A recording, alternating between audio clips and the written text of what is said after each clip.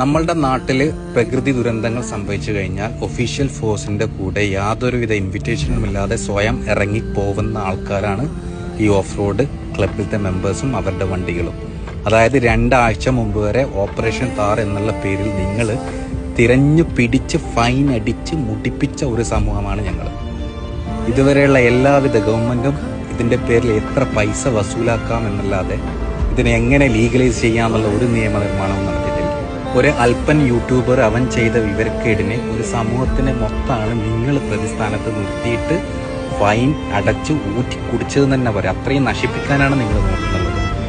ഞങ്ങളൊക്കെ പോലെയുള്ള ആൾക്കാർ യാതൊരു പ്രതിഫലവും പ്രതീക്ഷിക്കാതെയാണ് ഇങ്ങനെയുള്ള കാര്യങ്ങൾക്ക് മുമ്പിട്ട് ഇറങ്ങിക്കുന്നത്. ഇനിയെങ്കിലും അധികാരികൾ ഇത് ഫൈൻ അടിച്ച് ഞങ്ങളെ ഉപദ്രവിക്കാതെ ഇത് ലീഗലൈസ് ചെയ്യാനുള്ള നിയമനിർമ്മാണങ്ങൾ അതാണ് പുറത്തുള്ള രാജ്യങ്ങളിൽ ചെയ്യുന്നുള്ളത്. അവർക്കൊക്കെ അറിയാം ഇത് ആവശ്യമുണ്ട്. നിങ്ങൾക്ക് മാത്രമാണ് ഇത് പൈസ ഉണ്ടാക്കാനുള്ള ഒരു വഴി. ദയവ് ചെയ്ത് ഇനിയെങ്കിലും ഇതൊന്ന് ലീഗലൈസ് ചെയ്തിട്ട് അതിൻ്റെ നിയമനിർമ്മാണങ്ങൾ ഉണ്ടാക്കണമെന്ന് വിനീതമായിട്ടാണ് എനിക്ക് അപേക്ഷിക്കാനുള്ളത്.